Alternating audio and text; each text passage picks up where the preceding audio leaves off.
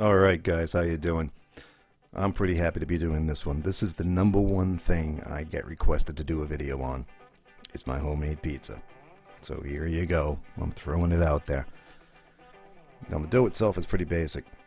It's a cup of, well, we're going to start out with 1 cup of flour, but a cup of water, half a tablespoon of dry yeast, and some sugar. If you have honey, I would highly recommend you use honey. Seldom do I have it in the house. If I do, I use it. It gives you a different crust at the end, you know, when you cook it up. But sometimes, you know, I like those dark black burnt sections of them with the fluffy crust, and have any idea what I'm talking about. But anyway, honey will do that for you. Sugar works. All we're doing is we're feeding the little yeasty boys, and that's what the flour is going to do too. So we're going to use 1 cup of flour at the beginning here. We're just going to mix this up really good. And I'm using a glove. You can obviously use a utensil. Blah, blah, blah. And we're just going to cover this up, and we're going to let it sit for about an hour. And it's going to get all those little yeasty guys happy. And they're going to be ready to go to phase 2. Phase 2. Look at them. See how they're all bubbly and happy? And yep, these guys are ready to go. We're going to put them in the mixing bowl. And to the mixing bowl, we're going to add, let me move this out of my way on the screen here. We're going to add some extra virgin olive oil. I hate calling it EVOO. I just didn't feel like typing it out. I'm sorry about that, but I can't stand that expression. But anyway, a tablespoon extra virgin olive oil. You need salt. Salt is like a yeast killer, but you got to put a little salt in there. And we're going to add 1 more cup of the flour. And the flour I'm using is an all-purpose, unbleached 00 flour. Like the best you can get your hands on. King Arthur is usually pretty good, but I mean, you can go cheapo too. Just as long as it's like all-purpose and really don't want bleached or anything.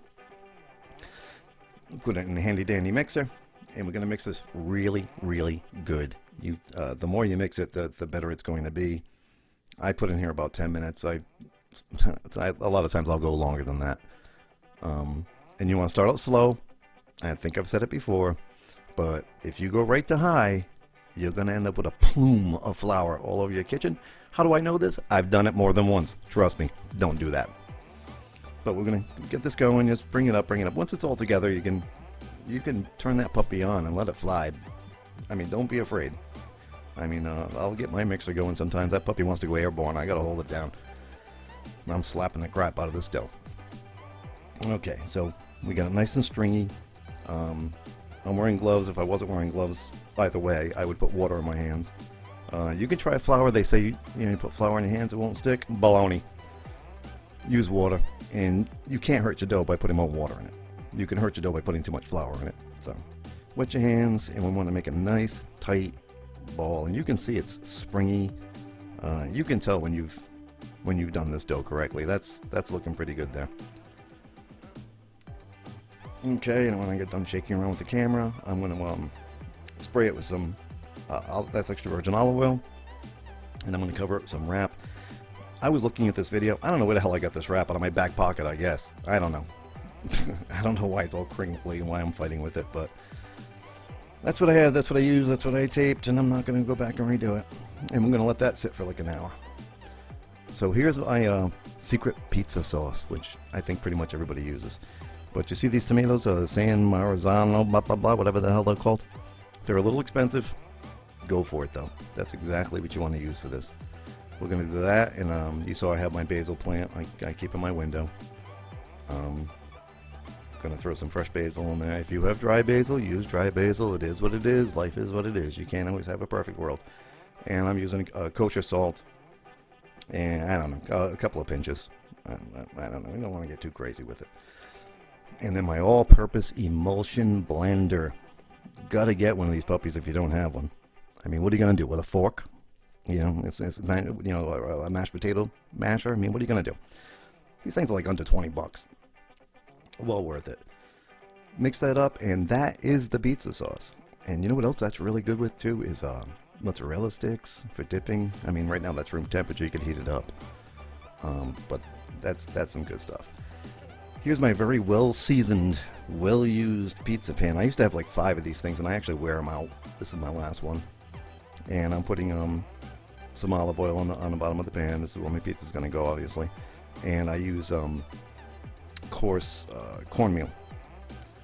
And that's going to help me get that pizza on and off. It's also going to keep the dough just a little bit off that pan, so the olive oil is going to get hot, and it's going to kind of fry the bottom, and you get that nice, not a crisp bottom, but a cooked bottom. Anyway. Alright, so this has been sitting here about an hour. And I'm going to put a little flour on my peel thing there to get it, make sure I'm not stuck to the counter. Here's the trick. Here's what you're looking for here. We're going to try to spread this out and stretch it without popping too many of those bubbles. You see the air bubble in there? Oh man, you really want that. And I got to be honest with you, I did an okay job on this one. I've done better. You know, I popped much more of the air out of here than I would have wanted to, but once again, I mean, it is what it is. So I'm just trying to stretch it. You don't want to push too much. I'm trying to get a nice stretchy, you know, like you see those guys on TV with the pizza parlor thing, and they're up spinning that dough like madmen. Yeah, I don't do that, but that's what they're doing, is they're stretching it. And there's something to do with molecules, or I don't know, something to do with the dough. I don't know, but that's what you're looking for. So very professionally, and I'm just going to very professionally throw this on that pan. Yeah, good idea. Get that extra flour out of my way, and we're pretty much, there's our pizza, man. There's the base. You see how those edges, I mean, they did okay. I did okay with it, but I would have liked to, I'm pointing at it like you can see me pointing. I would have liked to have more air bubbles. Now here's my sauce. When you're putting this on there, you can smell it. It's really fresh. Yeah, it makes a world of difference. And I tend to use more than I always think I'm going to use. Oh yeah, I'm sorry, I have a slight cold. You know, I always think I'm going to stop, and then I don't. And I put another spoonful, and I'm thinking, yeah, that's it. And then I don't. And I put another spoonful, and that's just how I roll. I mean, do what you want. This is your pizza, your kitchen, your deal, man. Don't let anybody tell you what to do in that kitchen. And oregano. Oregano is important because I grew up in the Northeast. And oregano, if you don't put oregano on pizza, you're not eating pizza in my world. I mean, you gotta have a little oregano. I'm gonna put a little extra virgin olive oil on top of this. I'm not doing a pepperoni or a meat or anything on here. I mean, go a little easier on that olive oil if you're gonna throw pepperoni or something greasy on there, because, you know, it can only handle so much grease in one lifetime. You know, one dough can only handle so much grease. This is Parmigiano Reggiano. If you can get a Pepperino Romano, that's what I would have got. But the nearest store I can get that is like 30 miles away. So that's 60 miles round trip for me to go get some cheese. I wasn't doing it. I had some Parmesan, so that's what I'm using here. That works too. And if you just had the plastic container with Parmesan, that works also. The oven's at 500, of course. This is phase 1. I'm not done yet. Excuse me. But we're going to put this in for 8 minutes. You saw me go to the timer at 9. I've upped it back down to 8 if you caught that. And this is after 8 minutes. This is almost there, but not quite. First of all, we don't have any cheese on it yet. But what I'm doing is I'm kind of pre-cooking the dough a little bit. And then I'm going to use my mozzarella. I think this bag is 2 cups. And yeah, I used the whole thing. And probably if I had 4 cups, I would have put 4 cups. Let's put it this way. I get a little crazy when it comes to that. But we're going to put this back in the oven. Got my oven glove on now. And we're going to go in there for another 5 minutes or so. Everything is relative. 5 minutes doesn't actually mean 5 minutes. 5 minutes means start checking it at 4 minutes. And you might go to 6 minutes. But I think that's when, actually on this one, I think I went exactly 5. And there you have it. Homemade pizza. You'll never go back, man. This really wasn't that much work. You know, you think about it, it was a couple hours to make the dough. The sauce is nothing. And you end up with this, man. How? Let's stop for a second and just look at this. Okay, I feel better. And what I wanted you to see here, and I took my sweet time about doing it, is I wanted to cut it, and I want you to see the inside of the crust on the see right there. I'm going to pick it up a little bit. See how it's airy? I've done better. I mean, if I had done a better job of stretching the dough out and not pushing so many of those air bubbles out, I'm a little, I'm a little sorry I did it. But I mean, this still came out good. I mean, this was really good. It's still better than anything you can get out of a box, and it's definitely better than anything you're going to get delivered.